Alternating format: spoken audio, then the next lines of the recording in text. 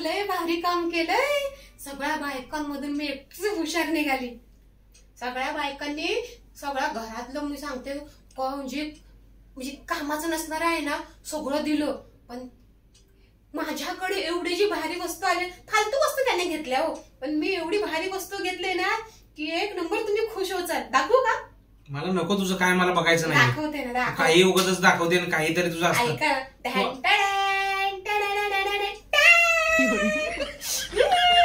बघितलं ग्लास किती भारी आहे.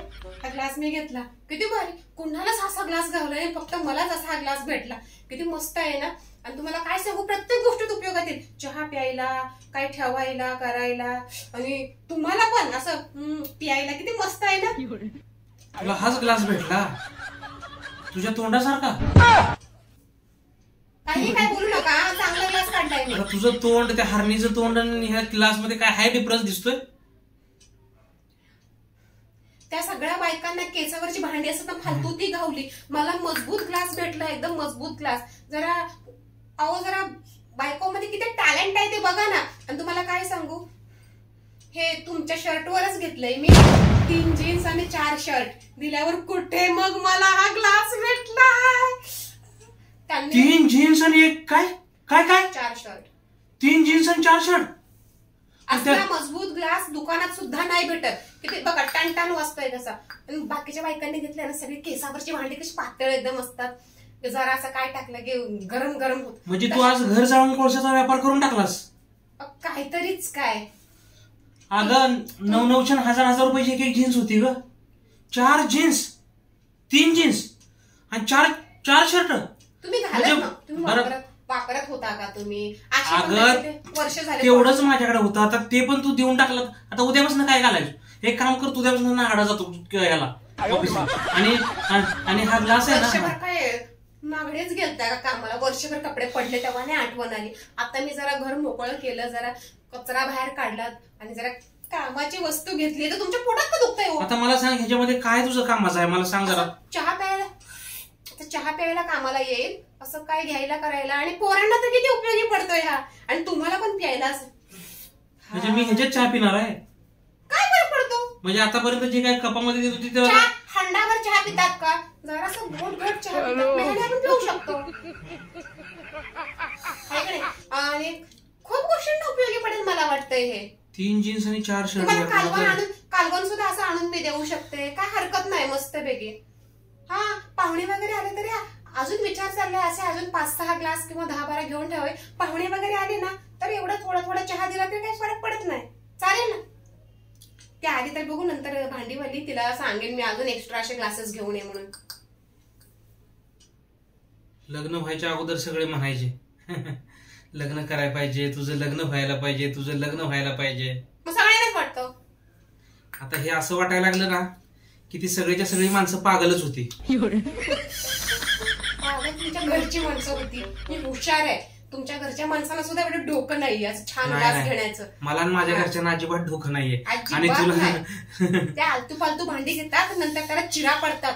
मला सांगा, एक तरी भांडं त्या भांडीवालीकडून घेतलं राहतं का? प्रत्येक भांड्याला चिर पडते. लगेच घरी घेतलं आणि धुतलं ना की लगेच त्याला चिर पडते. ह्याला चिर सुद्धा पडणार नाही, ह्याला काही सुद्धा होणार नाही. किती मजबूत आहे, किती छान आहे, किती मस्त ग्लास आहे. बघा बरं. 1000 रुपयाच्या जीन्स गेल्या, चीर सुद्धा पडणार नाही. ह्याला 400 रुपयाचे 4 शर्ट गेले. मी म्हातारी होऊन माझी पोरांना पोरं झाली तरी ह्याला चीर पडणार नाही. एवढा सुंदर ग्लास आहे. कमाल आहे. काय कमाल आहे?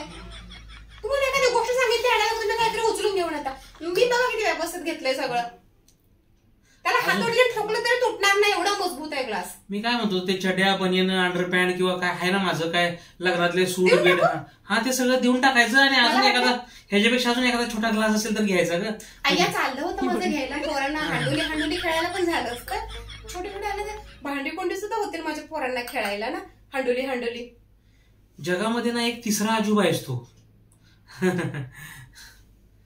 आता जे घरात वेस्टेड आहे ते आपण देऊन घेतलं तर आपलाच फायदा नाही का? बाहेरून खरेदी करून आणण्यापेक्षा आपण अशी बिनकामाचे कपडे देऊन असे भांडोली घेऊ शकतो. काय हरकत आहे? छान आहे ना.